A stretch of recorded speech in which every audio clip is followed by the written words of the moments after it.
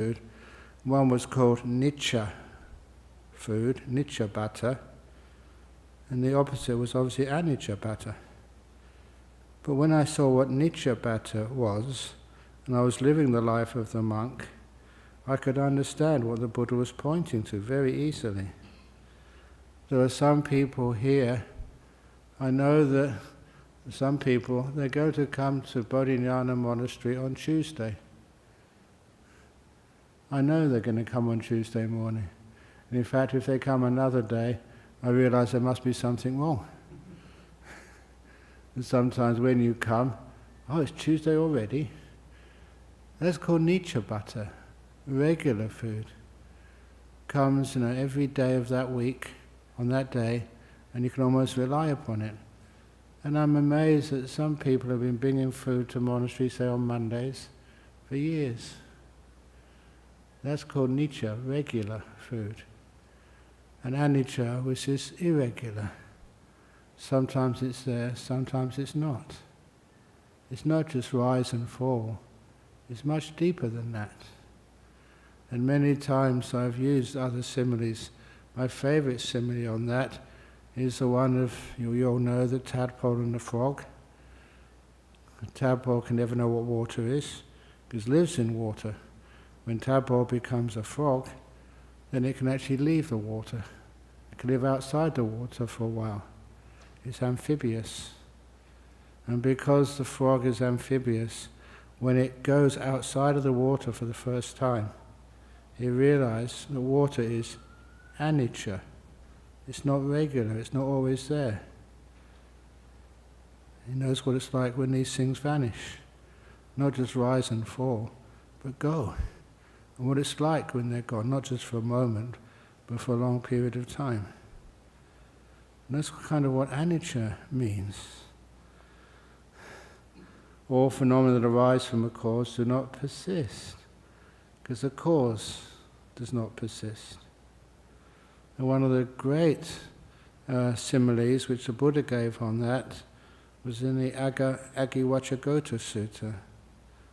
And I think you all know that by the simile. I changed it slightly, because people find it much easier to understand using modern materials.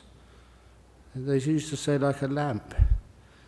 Many of you maybe in the old days could understand just how an oil lamp worked, but I prefer these days using the simile of the candle. The flame in a candle, what is it? What is that flame in the candle? It's the result of three causes: the wick, the heat, and the wax or the oil. When any one of those three causes is exhausted, runs out, or the wind blows the heat away, then what happens to the flame? The flame, it just stops, disappears, vanishes. It doesn't go anywhere. It was not a permanent entity. It was something built up of three causes. When any one of those causes stops, the effect, the flame, stops. And to me that was kind of an important simile, because you see that simile every time you chant these suttas. And even in the Ratana Sutta, that's when you get to that part of that sutta which we chant very often in people's houses as a blessing. When you get to that part of the sutta, you'd always just have to pause. That's the Buddha teaching some very powerful Dhamma, that you, whatever you think you are the result of many causes. When any one of those causes stops, you stop. You're an effect of causes. And that's the anicca, very, very powerful. All phenomena that arise from a cause are suffering, are dukkha. What is dukkha? And the Buddha said there is three types of dukkha. I don't know if you've heard that saying from the Buddha before. The three types of dukkha is viparinama dukkha, which is the fact that all things change. No matter what you have, it's always going to either get better or get worse. It cannot stay the same. And that ability to find like a permanent, stable resting home for you is kind of impossible. Also got like the sankhara dukkha. Sankhara dukkha is doing things, is suffering. And the last one is like dukkha dukkha. Dukkha dukkha, that's just the ordinary suffering of life. Falling over, getting hurt, being old, being criticized, whatever it is, that ordinary dukkha of life. But dukkha goes much deeper. And as you've heard me say before here, and this comes again from the suttas, does an enlightened being, an arahat, do they suffer? And I've said this so many times before that I won't ask for a show of hands. You should know by now, if you've been paying attention, the enlightened beings do experience suffering. That's how one of the enlightened bhikkhunis would explain it. Just suffering arising, suffering passing away. If you really understand suffering, that second of the three characteristics of existence, well, that's enough to turn you away from many of the things of the world. And you get so peaceful, so deep. When you understand suffering, it's a strange thing to say this, but you bliss out. And lastly, all phenomena are without a permanent essence. There's nothing substantial in there which will always be there. Anatta. And to take it deeper, this next little sutta is only just the essence of that sutta. That sutta, Samyutta 22:59. That is, you know what that sutta is? That's the Anatilaka Sutta, the Buddha's second teaching. The first teaching he gave, the Dhammacakkappavattana Sutta, that was what created the first streamer. This was the teaching which created the first arahats, first 5 disciples. And to know how important it is, when I often mention this, when I had the great opportunity to do that 6-month silent retreat, I wanted to keep things simple, so I just took one sutta with me on that retreat, and that was the Anatilaka Sutta, this one. It's so rich with different insights, which helped enormously. So here's the Buddha asking, what do you think? Does form, the body, not just the body, but everything else which is stuff, even that table, does it persist or disintegrate? It disintegrates, Venerable Sir. I use that translation for anicca, disintegrate, because I was tying that adjective anicca to actually the particular thing I was trying to describe. You don't say tables come and go. That doesn't have as much power as it disintegrates.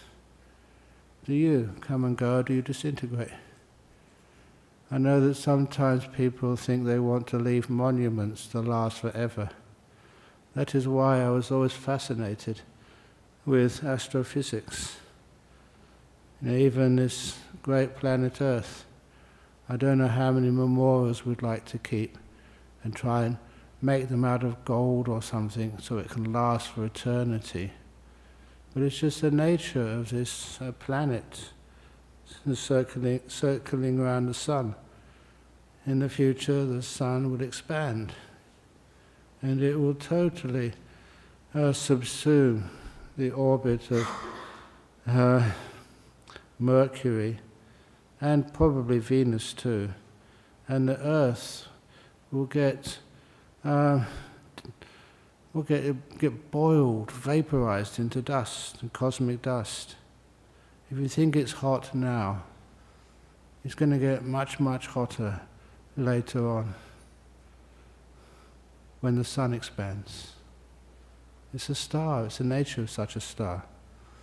And everything we have here will all become cosmic dust, just going through this universe. Please excuse me for saying things like this, but I also remember just that time when, as a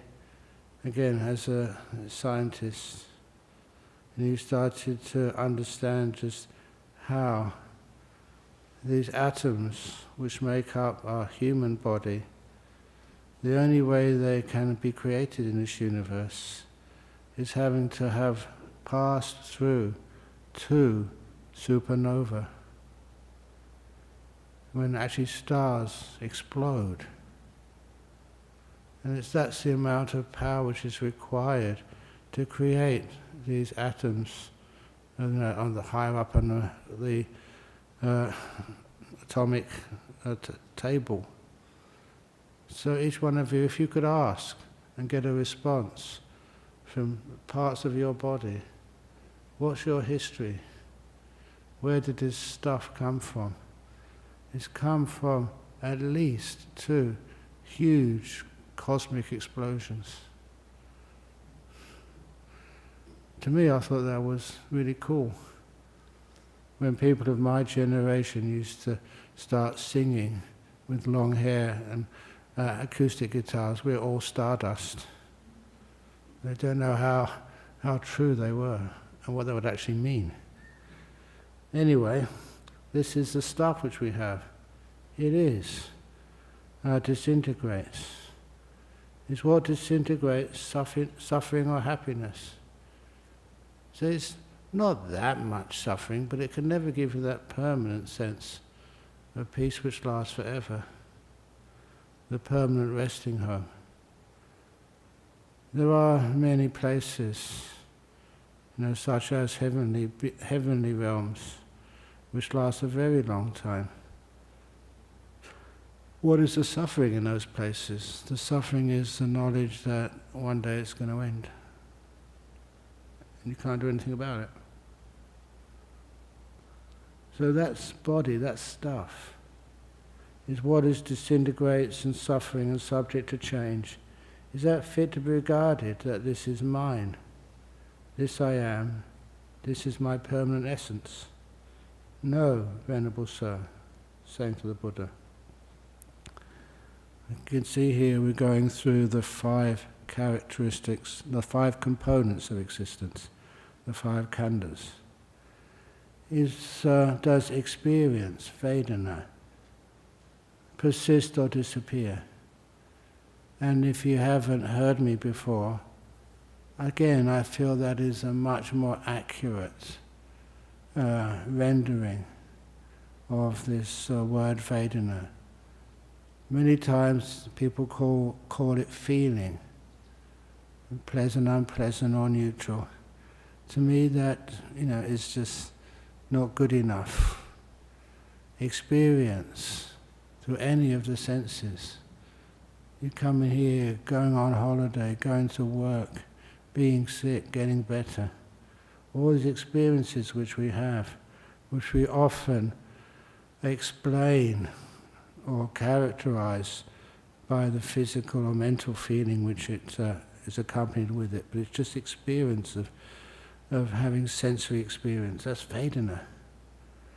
And all this Vedana, does it persist or disappear? It's the same as what it disappears. And if what disappears, suffering or happiness, suffering, Venerable Sir.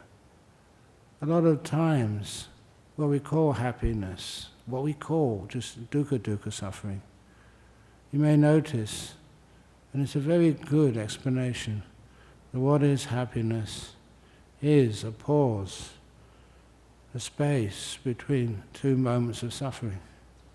And what is suffering is a space between two moments of happiness.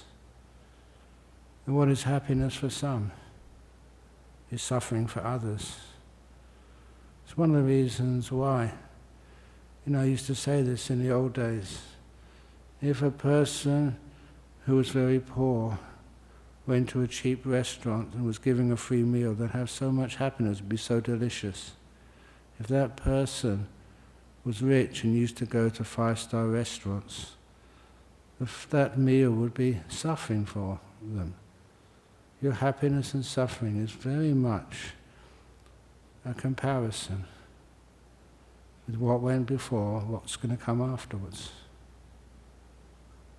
There's no absolute happiness or suffering, except in theory. And the next of the khandhas, fade, and the next one is perception. And of course that is much better known by modern psychology. We have all these wonderful experiments. And like even our perception, our brain is not vast enough to actually have accurate perception. It chooses a part of the experience and keeps that, and sometimes it's just out of context. I remember a policeman telling me this, that if you witness like a dangerous event, like a car crash or something, and so many people give their report, and it's amazing just how they saw it with their own eyes. They don't realize if there's a white car or a ute or an electric car, what it is, because their brain does not keep what it thinks at the time is not valuable information. And I love, and whenever I see my brother, obviously we grow up together, and sometimes our memories of our life in those days get totally confused. I remember just asking my mother once, because we had this argument, I was still a lay person. One of us had this disease called German measles, the other one didn't. I'm sure it was me. My brother is sure it was him. We don't lie.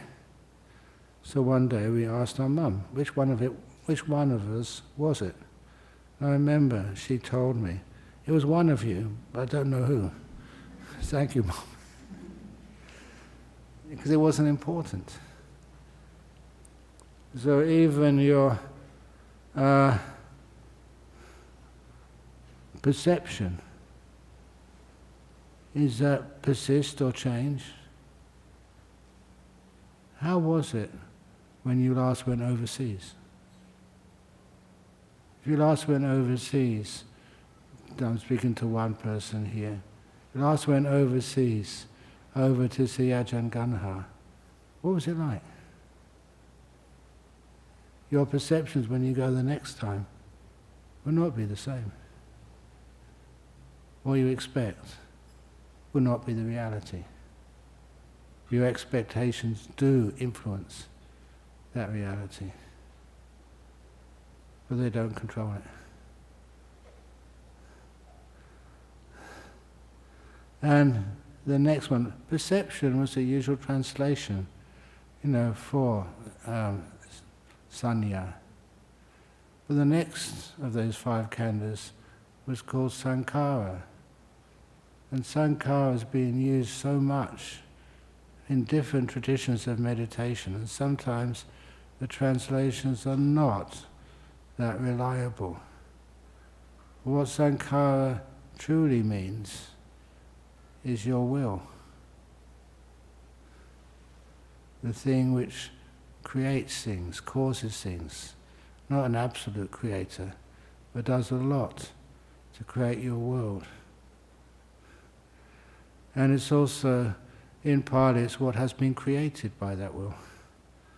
Is also sankhara. That's also part of it. But anyway, Sankhara, your will.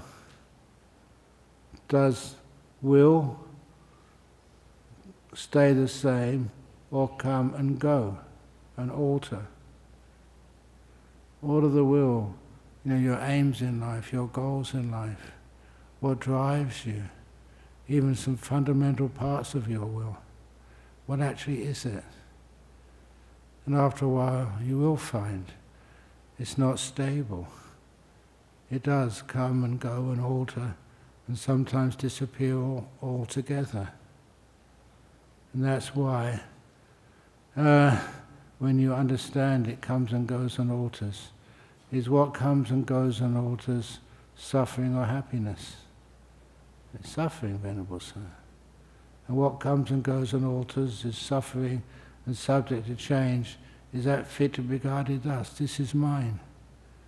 This I am. This is a permanent essence. This thing which you regard as will. I've often noticed that if to understand the Buddha's teaching of anatta, of non-self, instead of saying to yourself, who am I or what am I, that actually is a question which assumes that you are something. You haven't actually seen it yet. And if anybody comes up and say, I am that, the answer to that is what? That. What? If you cannot see it, define it, explain it, it's an imaginary thing. It's not reality. So anyway, the will comes and goes. Not a permanent essence, not fit to be regarded as a permanent essence or even yours. That's one of the aspects of this which I love playing around with. Does your will belong to you? Is it yours? If it was, there'd be no way that I could brainwash you. And as you know, I do that very often. And you do it to others as well. Controlling other people's will. Not really controlling, but influencing it, it's a better word. Why do governments, there's an election coming soon, I've heard. You see, there'll be so many people come and try and convince you to change your will to suit them. And it works. And consciousnesses. You see the word there? I don't just say consciousness, but consciousnesses. That's very difficult when you type out this, because we have this automatic spelling correction, and they always take out the last ES and I have to put it back again. Unfortunately. What you mean consciousnesses? There's not just one consciousness right now happening in your body. There's a few of them. And once you understand what consciousnesses are, plural, then you have an understanding just how they work together. One of the problems with consciousness is that when you have one consciousness acting, such as seeing, it's always going to be accompanied by another consciousness, just mind, knowing. You see something, then you know it. You hear something, and you know. You smell something, and you know. You taste something, and then you know. You feel something. Sorry, no, that was the last sentence. You feel something in your body, and then you know you felt it. So every one of these 5, what we call the external consciousnesses, that's what I call them, is always followed by the mind. If it wasn't, you'd never even remember it, never even know that you felt something. So because of that, every one of your experiences has a similar factor to it. What's in common between seeing and hearing? For example, when you see something, you know you saw it. When you hear something, you know you heard it.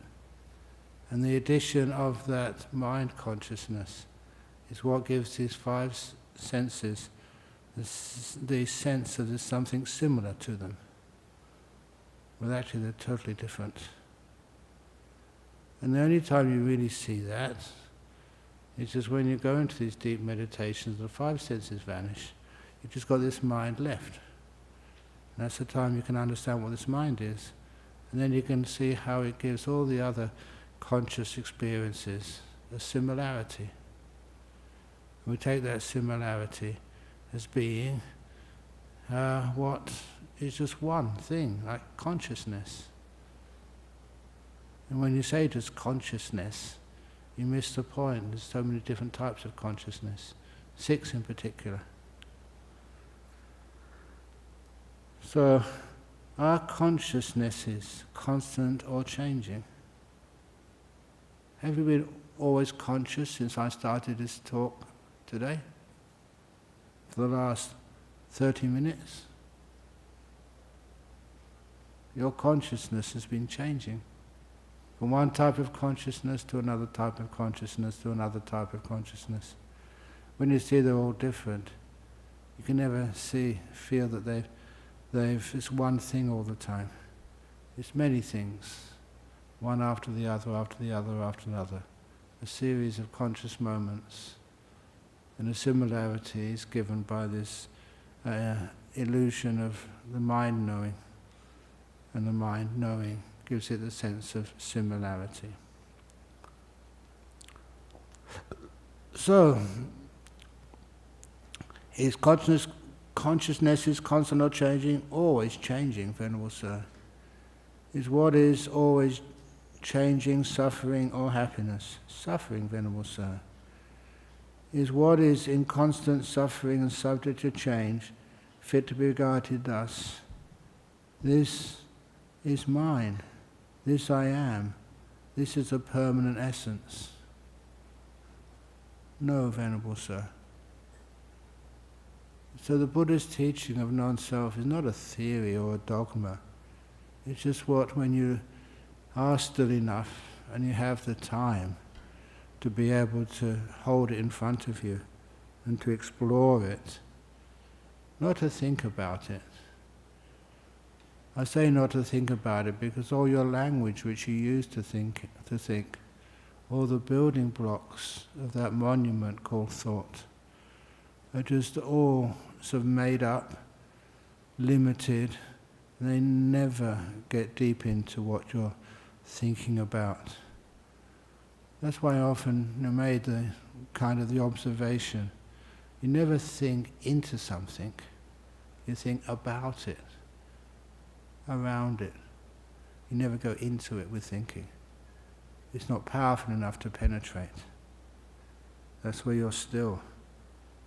And stillness can see things much more powerfully. As a monk, I'm fortunate. You can stay in these beautiful places. And to be able to see those beauty in a place like over in Melbourne where I was recently, the only way you can appreciate that is to be silent, to be still.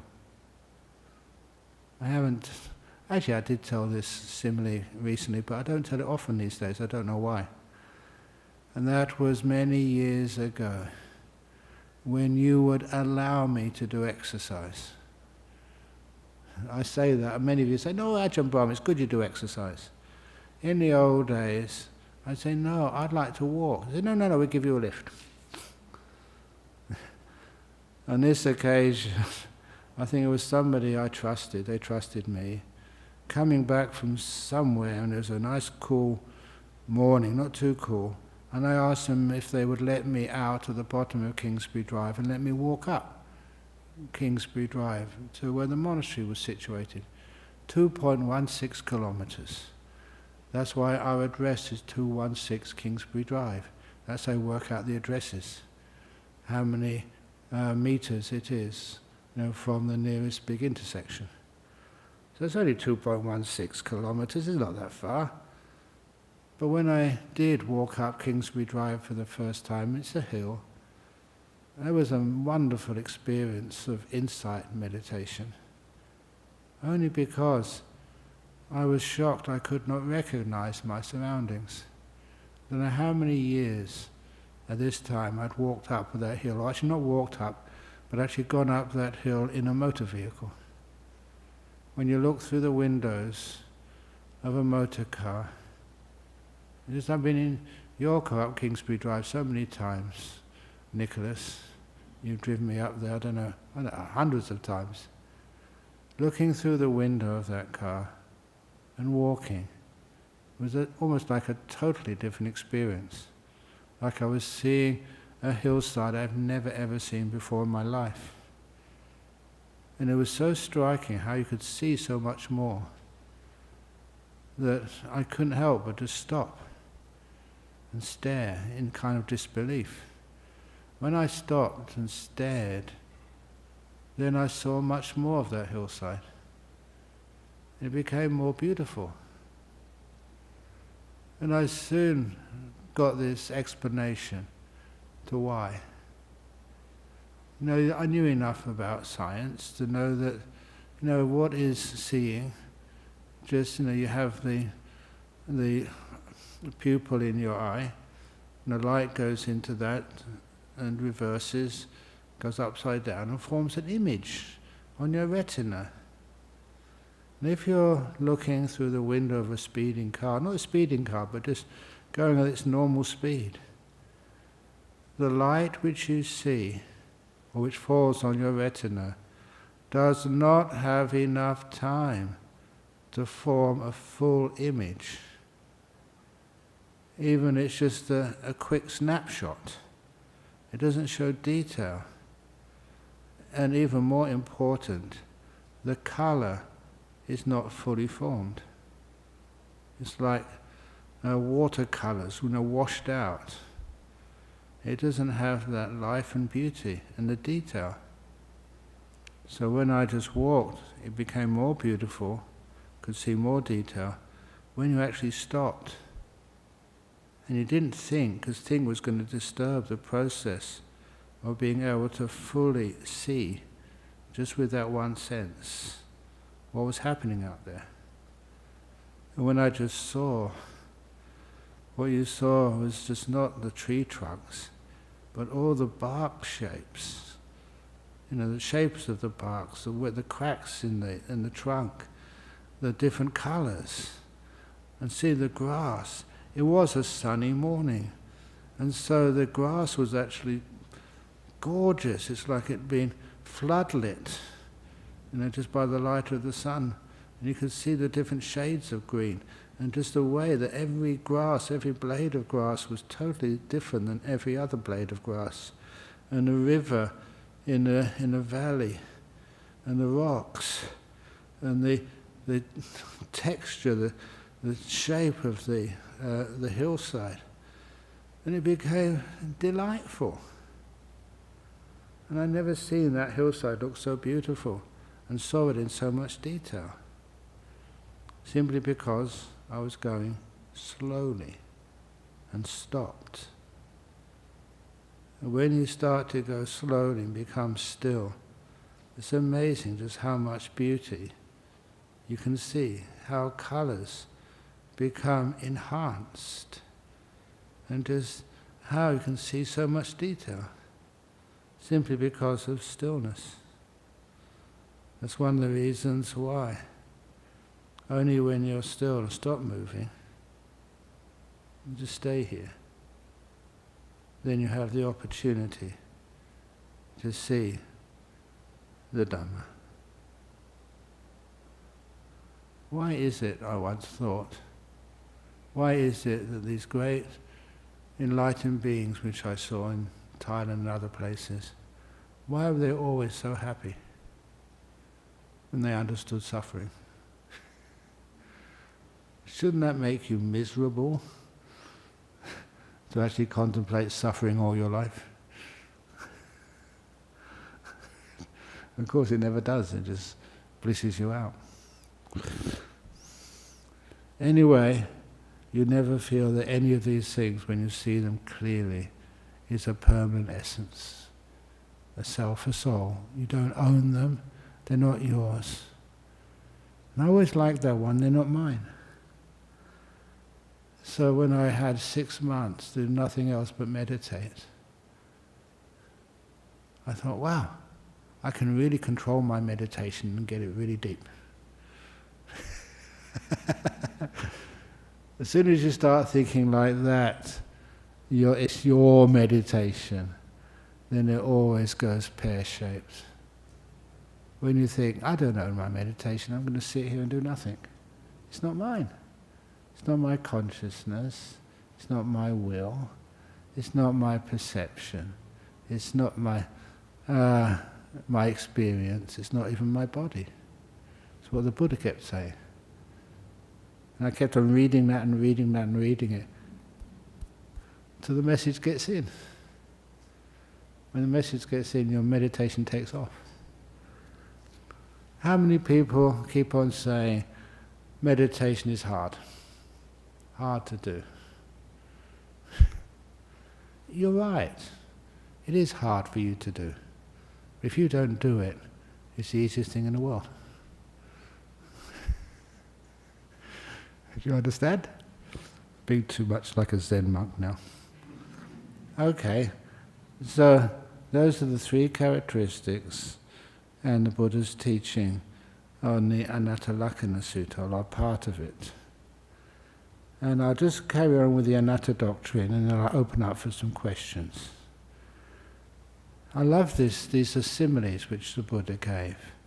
And we do actually much better by teaching the Dhamma through similes than trying to do it by theory.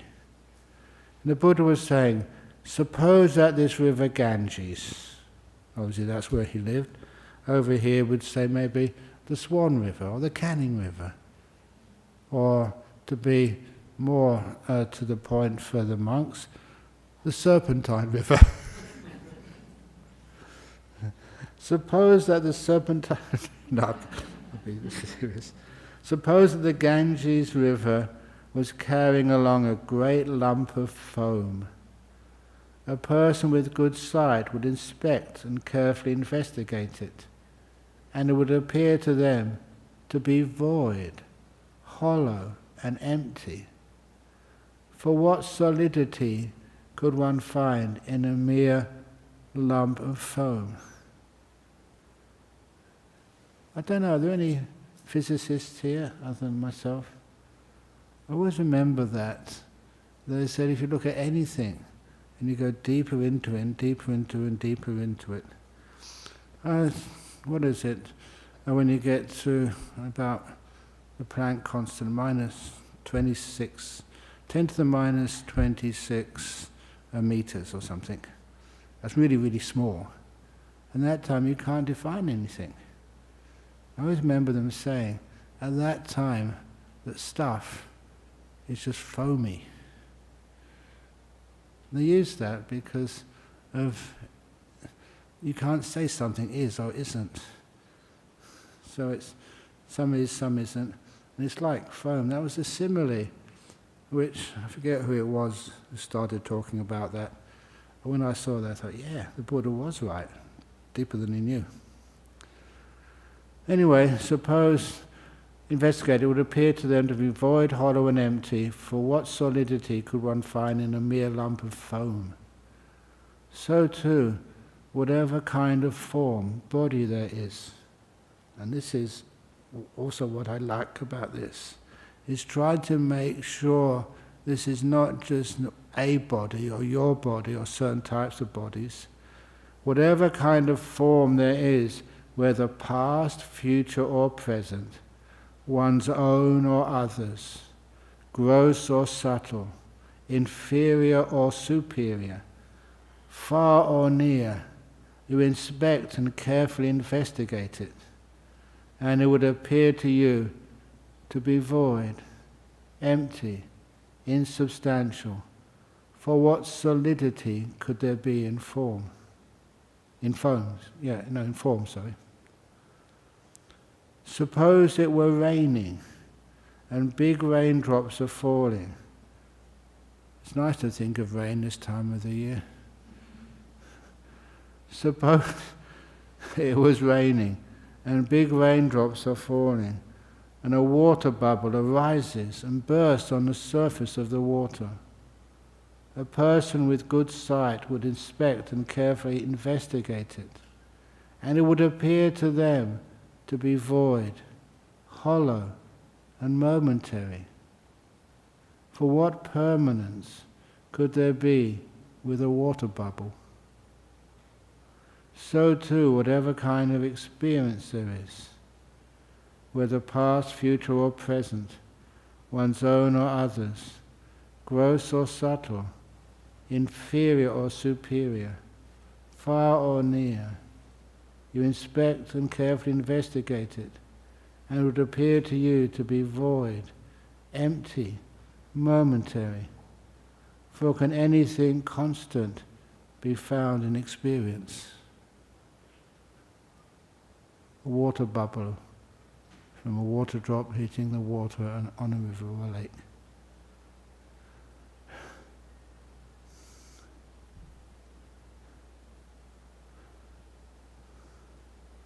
Suppose that in the last month of the hot season, I always wondered about that simile. Is there a last month of the hot season these days in Asian monasteries? All the seasons. We had 3 seasons when I was in Thailand. The hot season, the very hot season, and the hot and wet season.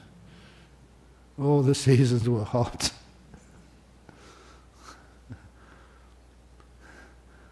Suppose that in the last month of the hot season,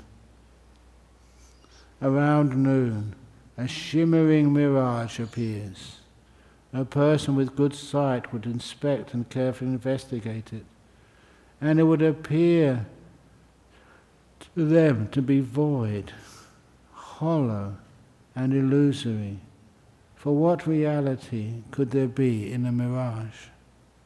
So too, whatever kind of perception there is, any kind of perception, past, future or present, one's own or others, gross or subtle, inferior or superior, far or near, you inspect and carefully investigate it, and it would appear to you to be void, empty, illusory. For what reality could there be in a perception? I also love that simile. There are some people in this world you really like, and sometimes people you think are really horrible people, controlling and just doing bad things. What actually is it you're seeing? It's your perceptions. Can you change those perceptions? Once you realize they're not real, they're illusory, momentary, they can change. Then it gives you this beautiful path. So all the difficult relations you've had in the past can be changed.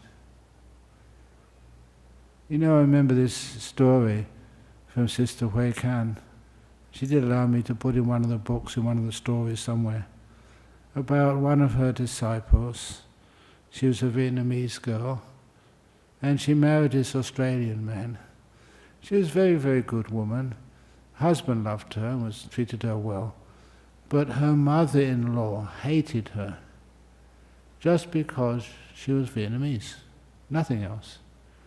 So she tried everything to try and get her mother-in-law to respect her, at least care for her. It was really making a lot of difficulty in her marriage.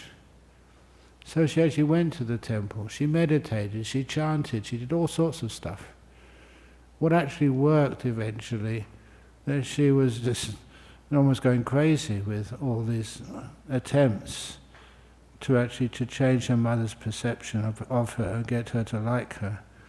Then she fell asleep in the temple, apparently. This is a true story, not a joke.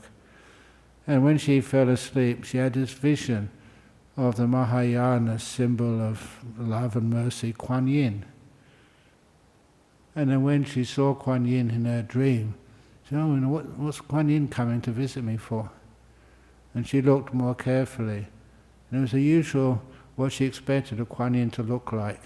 But this Kuan Yin had the face of her mother-in-law.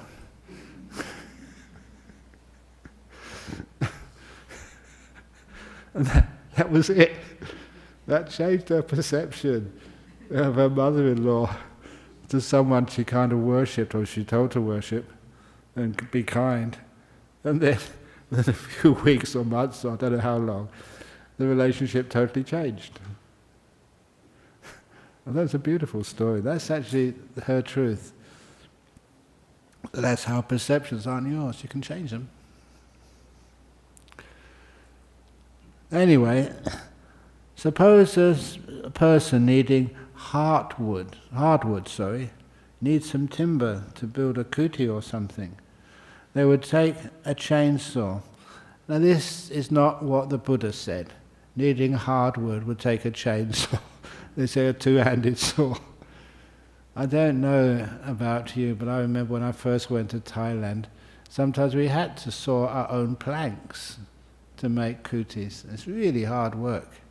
You had to be with someone, because two ends of that saw, and you had to get this kind of harmony together, where you didn't act just as an individual, you acted as a pair. That took a long time. You used to have a day or so before, doing many hours of sawing together before you got this kind of harmony. And then the next day you could saw this wood really easily.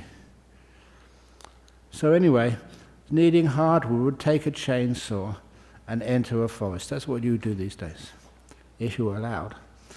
And there they would see the trunk of a large banana tree. You know what banana trees are like. The large banana tree, straight, fresh, without a fruit bud. Fruit bud core. They would cut it down at the root, cut off the crown, and would unwind the coil. As they unwound the coil, they would not find even softwood, let alone hardwood. A person with good sight would inspect and carefully investigate it, and it would appear to them that to be void, hollow, and without a base. For what basis could there be in the trunk of a banana tree? So too, whatever kind of will there is, whether past, future, or present, one's own or others, gross or subtle, inferior or superior, far or near, you inspect it and carefully investigate it. And as you investigate them, it appears to you to be void, empty and hollow. For what underlying basis could there be in volition? Suppose that a magician would perform a trick at a crossroads. A person with good eyesight would inspect it, ponder it, and carefully investigate it. And it would appear to them to be void, hollow, and deceptive. For what truth could there be in a magical illusion? So too, whatever kind of consciousness there is, whether past, future, or present, one's own or others, gross or subtle, cosmic or ordinary. I added that in.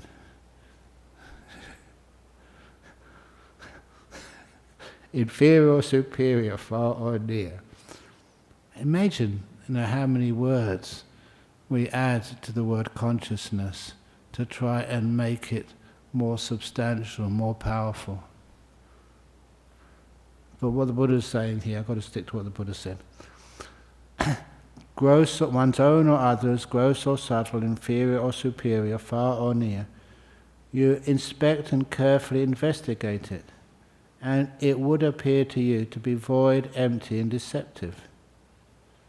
I like that word, deceptive. For what authenticity could there be in consciousnesses? If you look at consciousness, any of the consciousnesses, they often are very, very deceptive. Magical tricks. There's something there, but you give it a meaning it doesn't deserve. So one who seeks pleasure in the body form seeks only irritation. One who seeks irritation, I say, is not freed from suffering. One who seeks gratification in experiences. You got any more experiences in your bucket list? Things you want to do before you die? If you seek gratification in the bucket list, you'll kick the bucket before you finish the list.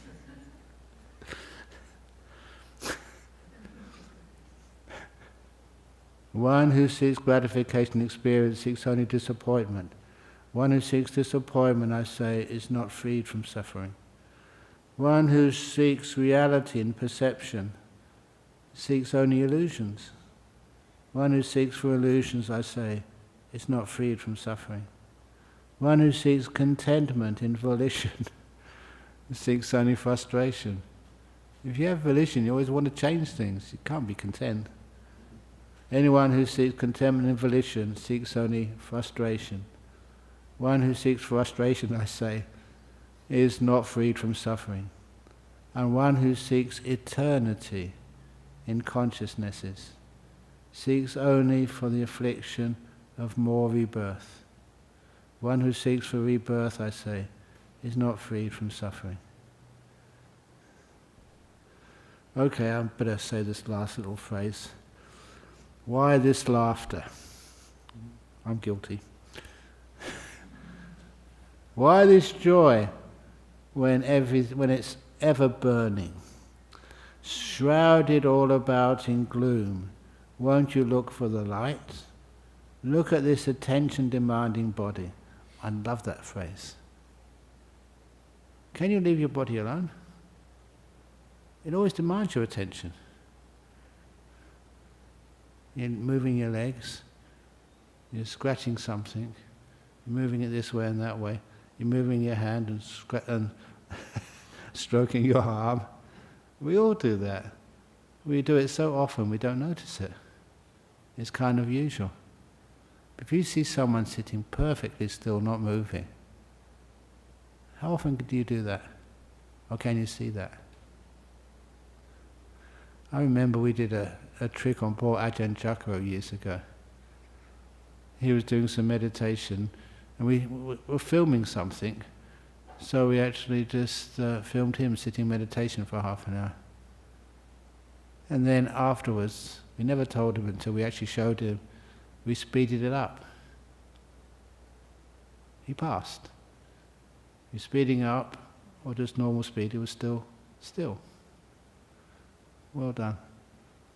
But if you got a sort of a video and put it on fast, I don't know if you can do that these days. We used to do that on those other video cameras when I was young. You put it on fast, you can see everybody, and any movement is kind of exaggerated because it goes fast. That's how many times do I have to keep moving this up? A massive irritations, constantly needing attention-demanding body, a massive irritations. Even if you get the best medical support, your body will always be irritating somewhere. You can lessen them, but you can't get rid of them unless you go into the deep meditations. A massive irritations, constantly needing support, prone to illness, with nothing stable or lasting. This body gets worn out, so fragile, an incubator for disease. When life ends in death, the disappointing body dissolves. Anyway, believe it or not, an hour has gone past. If you didn't think it went past, that's very good because it means you're paying attention. And then if you're paying attention, it gets interesting. You always find that time just has very little meaning. So now is the opportunity for some questions and comments or complaints. Yes? Does the changing of consciousness or perception dependent upon from our karma, our actions on a daily basis? Okay. Does the changing of Consciousness, the changing of consciousness. I mean, from one type of consciousness to the other type of consciousness? A lot of times it does depend on karma, but it also mostly depends on what you think is really important. It's one of the reasons why, saying this to someone last night, when somebody gets into a deep meditation or a deep state, sometimes they don't want to come out of that deep meditation. Because once you have just these beautiful meditation states, it just, you see, there's no reason to come back into the five senses. And that's why people get a bit scared. That's one of the reasons why, if anybody does get into a deep meditation, please don't shout at them. You've got to lure them out with a greater sense of happiness or responsibility. I mentioned that to you, I think earlier. There's one of the Hong Kong meditators who actually was at that retreat for Hong Kongese and Indonesians at the start of the Rains retreat. And on the last day I gave lots of nice talks, and she really got into it. And I was told in the morning that she meditated like all of the night on the stupa at Jhana Grove. We have 2 stupas there. And this was, the cold weather. So she was just sitting there apparently. And one of the other people, they just put a nice blanket around her to try and keep her warm. It was incredibly cold, especially for Hong Kongese. And then, please excuse me for saying Hong Kongese, I don't know what else to say. But anyway, then when it got to the dawn, she was still meditating peacefully there. And they tried to wake her up to come to breakfast. She didn't sort of come out of her meditation. And so, having tried many times, and they were a bit concerned, because they were going to leave that day to go back to Hong Kong to go to work. And so, when they couldn't get her out of the meditation, they came to see me, and I said, no problem. She's almost certainly got into a deep meditation. Please I was talking to many other people, I have very little free time. So I just said, please go back there, go in the car, so you don't want to waste time. And you just go up to her and say into her ear with kindness, not shouting at her. The kindness will penetrate, into her perception much better than any aggression. Just say, Ajahn Brahm, just request you to come and see him in the monastery, but say it with as much kindness as you can. Because they were disciples, so they respect me. And so she came back, said it didn't work, she's still sitting there. So just leave it. It took her a few minutes to come out of that meditation, and then she got up and walked. And so she appeared in the hall at Bodhinyana Monastery. And straight away I saw her and said, do you need any breakfast? She said, no, thank you. And for someone like that to say, no, I just want to do some more meditation, that was almost telling me a confirmation. She just got into one of the very beautiful deep meditations. She was happy enough there. She didn't need to do anything else. So she just sat against the wall and meditated a bit longer. And eventually, she had something to eat later on. But she was fine. So that's actually what happens. So never forget the power of kindness. It works much more powerfully than shouting. And that's how the perception just, words didn't make any meaning to her. She was having a great time. You've got to use something else to draw people in. The brain will pay attention to what it likes, and to also just know what is gentle, not threatening. Okay? Okay, next question. Talking about meditation, I normally go to meditation when I go to work and the bus in the morning. And one day, I was horrible experience. Looks like my mind went somewhere deadly quiet. I was so scared. I suddenly just came back. Okay. And it's, for a little while time, I feel a little scared of doing meditation because that place I went, deadly quiet. Just sort of deadly quiet. You know, first of all, there's two reasons why one feels afraid and fear. First of all, that what you experience is very powerful, and actually more powerful than you think you can handle. And I said this again last night. It was last night somewhere. Why is it that I remember this monk? I don't mind saying his name now because he passed away. His name was Venerable Dhamma, Indonesian monk. And he got into this really deep meditation over in Java, quite a few years ago now. And he was not a monk yet. He wanted to be a rishi, like a hermit, where he was meditating for quite a few days. There was a flash flood, and he was underwater. For 2 or 3 days they worked out. Fully underwater. He didn't know anything about it because he was blissing out inside. And he was one of the monks who really did have psychic powers. And I don't mean just these psychic powers of saying their past lives or anything.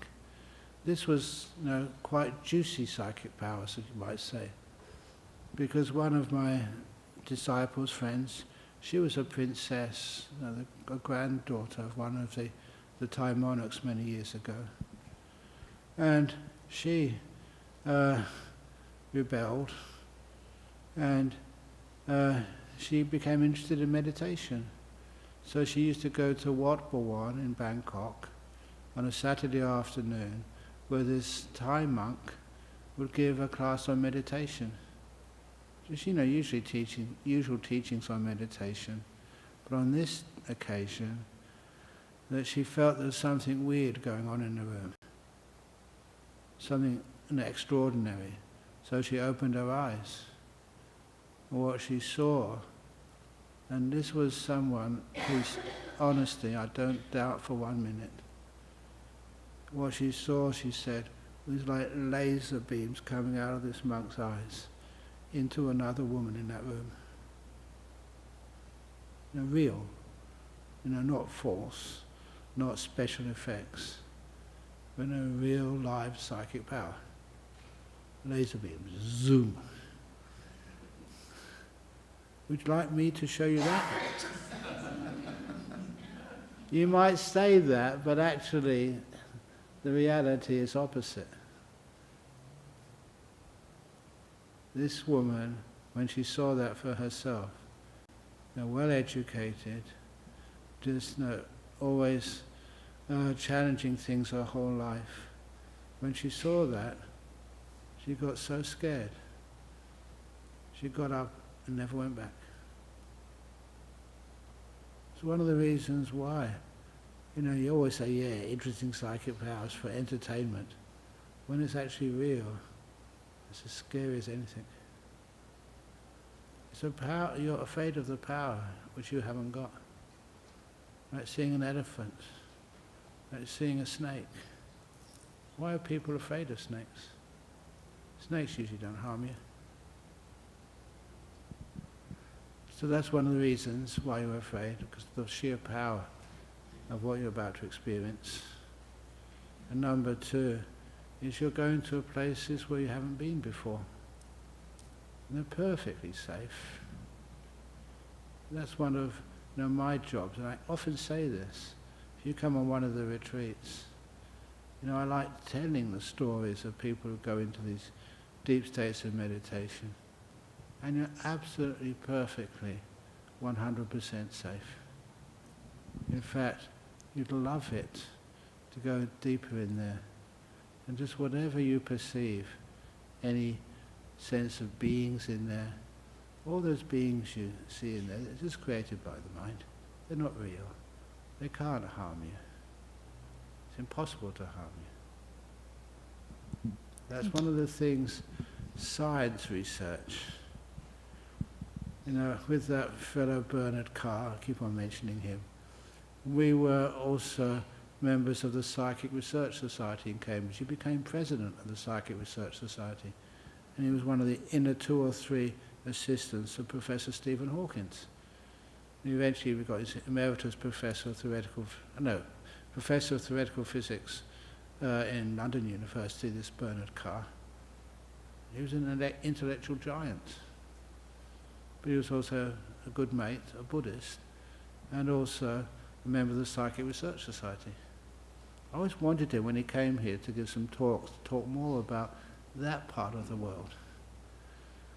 And then one of the things that he told me, and you checked it out, it's true, that in UK, which is famous for its ghosts and poltergeists and hauntings and stuff, but they've investigated all of these, and never once, not even once, has anybody been hurt by a ghost. In the last 100 years that organization's been keeping records. Never once. It can scare you, but they can't do anything else.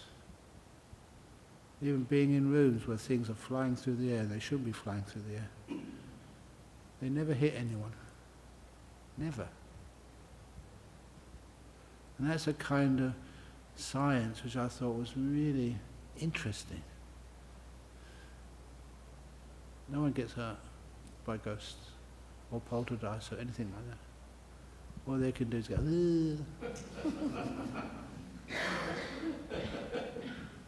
and if any ghost in Hong Kong or anyone tries that, what should you do?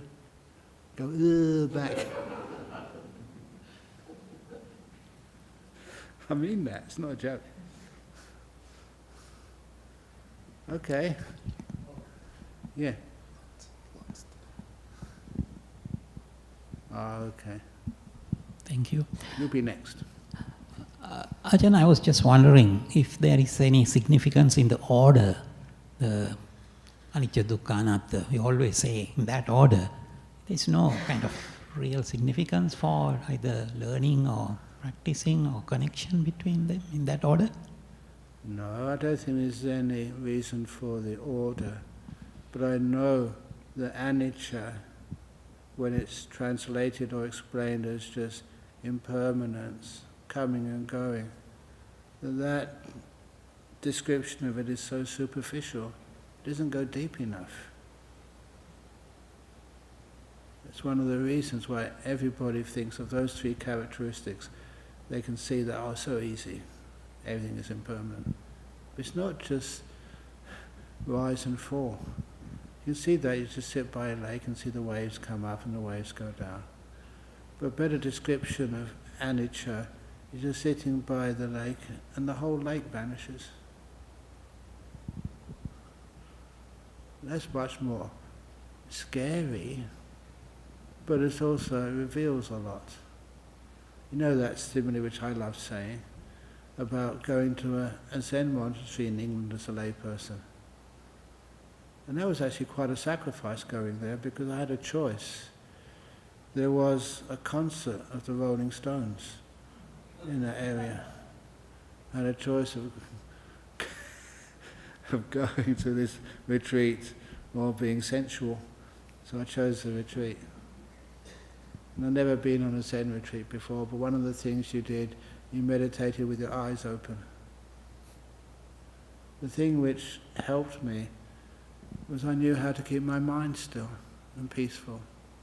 I wasn't thinking, I wasn't fantasizing, I was perfectly aware and just watching a whitewashed wall eyes open, after 10 or 15 minutes, the wall actually vanished.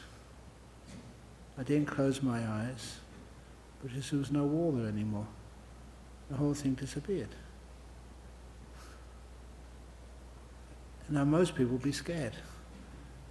But I thought it wasn't scary, it was like cool. Came back again afterwards, after about 3 or 4 minutes. But I enjoyed that. Is that okay, understand? Yes, Ajahn, thank you. Okay. And Ajahn, what is the Pali term for this anicca dukkha anatta? It's tivijja, is it? Yeah. What is it? Yeah, tilakkhana. Tilakkana. 3 characteristics. Tilakkana. I'm trying to connect with this term existence, conditions of existence. How does it? Is it a good translation? Sometimes Characteristics of existence. I don't know, even just analysing that word, like X is. Existence of what? It's suffering existence. Of course it is. How many of you have had an ex-partner?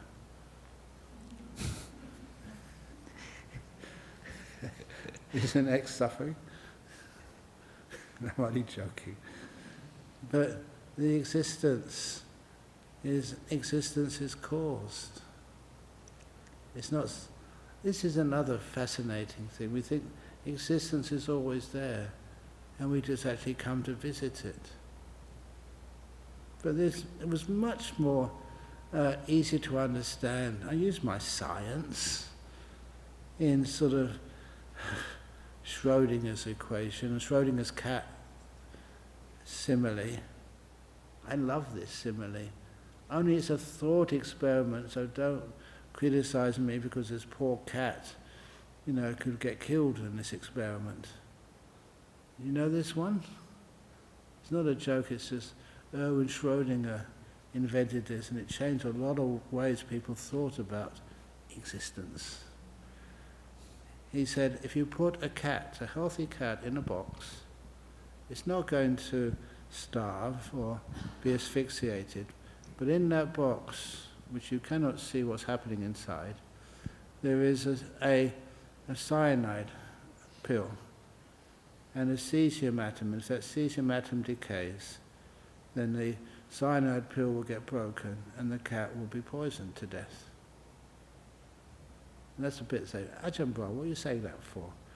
And I really love cats, you know that. And so when it's inside the box, it's a 50% chance that, because the decay of an atom is a quantum process. You can't say it's going to happen. A 50% chance, probability, that cesium atom will decay, and the connections to the cyanide capsule will break the capsule and the cat will die. But we haven't investigated yet. You haven't opened the lid. So Schrödinger was asking, is that cat alive or dead? And this was the weird conclusion that that cat is neither alive nor dead. It's in a third state. Between. Not between, but neither alive nor dead. And that was science. And when I saw that, I thought, wow, that's powerful. Just like, is like reality absolute? That cat is dead or it's alive. And I need to open the box to find out. When you do open the box, that's when you say you collapse the Schrödinger equation, and then you get the reality which you perceive. Without perception, it's not existing reality. It's something totally different. And the reason why people have a hard time understanding that, because that's not how we had our perception conditioned. We only know perception, as real or totally mad. The reality is in between somewhere. How difficult was it to actually to show people that this world is not flat, it's round? How much difficulty was it to prove to people that this universe is a limited volume? This universe cannot go on forever. There was a very simple proof in science. I think it was like Obler's paradox, to show this universe cannot go on forever. I mean, in space, it's extensions. But then, there is no edge to this universe. I don't know, I love saying this because it was an interesting part of my growing up. On the bus going to school in the morning, I used to contemplate these things. What happens is there an edge to this universe? You go into a powerful enough spacecraft or whatever and go to the edge of the universe, what would it look like? Would there be a wall? Or would there be a barbed wire fence or razor wire? You can't go any further. And of course, that doesn't make any sense. And of course, the solution is there is no edge to this universe, such as there's no edge to this planet Earth. It just goes round and round and round. It's curved. Space. Like Earth is curved. That's why you can have a limited volume, but with no edges to it. I don't know how many people always feel that they are the center of the universe. In Europe, we used to have Mediterranean, Middle Earth. How many times in China they call themselves the Middle Kingdom? We always think that we're in the center of things.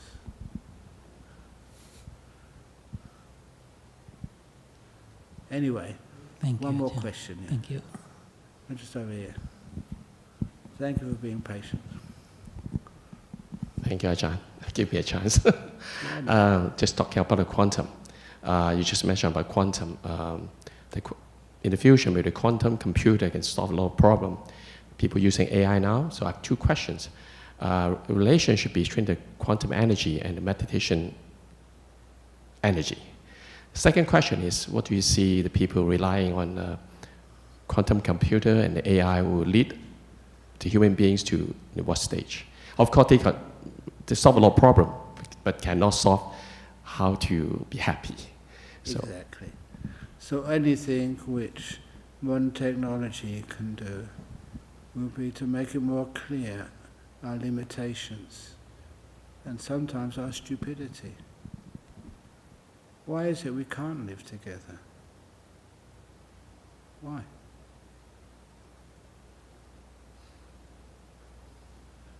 A lot of times, through even meditation, some insights, I was saying one's perceptions. Perceptions are not permanent. They're not me, not mine. They can change.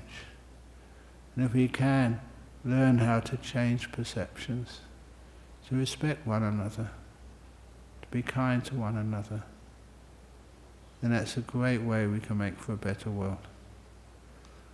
I'm just going to finish off with this. I don't know why I should be saying this in a sutta class, but I do remember, honestly, I love being put on the spot with difficult questions, which I haven't heard before. From a place where you can't tell a joke.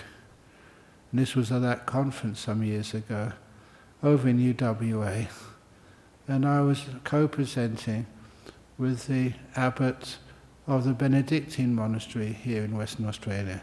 At the time he was called Abbot Placid. He's passed away since. And then one of the people in the audience was Father Frank Brennan. He was a Jesuit, a very incredible intellectual. And he was asked by the government of Australia to lead a committee to add a human rights addition to the Australian Constitution. So he wasn't a lightweight. And when he asked a question of me, what do Buddhists think about God? And I, very quickly, I could say, well, in the sutras the Buddha said there isn't a creator God. No, that wouldn't have led anywhere. So instead, it wouldn't lead to any harmony, it would be just emphasizing our positions. Instead, I decided to follow something I'd heard in discussions I'd had with this Abbot Placid over many years. And he was the one who told me one day, he said, one of his fundamental beliefs, he said, you don't have to believe this, Ajahn Brahm, I respect you. But what motivated him to be an abbot of this monastery was that everybody is searching for God. And I didn't restrict that, I wasn't negative towards it. I listened to it and said, if I respect my friend, what do Buddhists search for? What do you search for? And that just opened up this wonderful treasure trove of what human beings search for and want and require in life. Things like respect. You want people to respect you, and you give that respect to others. You want peace. You want happiness and meaning in your life. You want to know what love is and to be able to give love to others or your family and friends. You can add so many more things to that. And I did a list of what I know the Buddhists search for. Don't just call it enlightenment. Call it like peace, freedom from suffering or something. So which words which other people can understand, not technicalities. When I did this list of what atheists, all human beings would search for, then I remembered as Father Frank Brennan. He said, that's a good answer, thank you. He accepted it straight away. And I went, good, because he could argue, that man. So that's actually how we use these ideas, adapt the language, so the Buddha would never argue with that, but it can reach the hearts of other beings. A universal answer, instead of just reinforcing how the Buddhists would explain it. So in your life, what do you search for? What would you want? Yeah. Do you think Muslims would not like freedom from suffering as well? So it's something you can all believe in. I said, okay, that's what God is. It's something which destroyed walls between peoples. Why can't we work together? Anyway. Okay. Well, okay. It has to be the last. Is it a question? Yeah. Okay. To do with today's sutta teaching. Yeah. Good. On the three characteristics, Ajahn Brahm. Yeah. Yeah. Good. Yeah.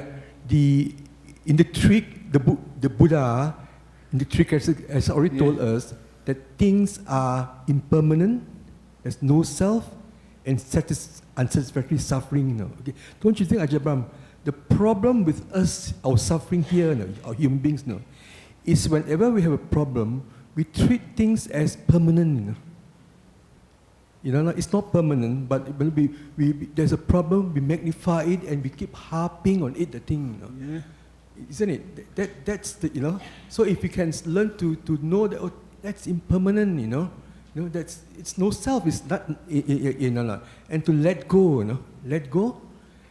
Yeah. And then the Buddha saying the mind is forerunner of all states. The mind, okay, to put in some positive thinking, we could sort of solve our own problem.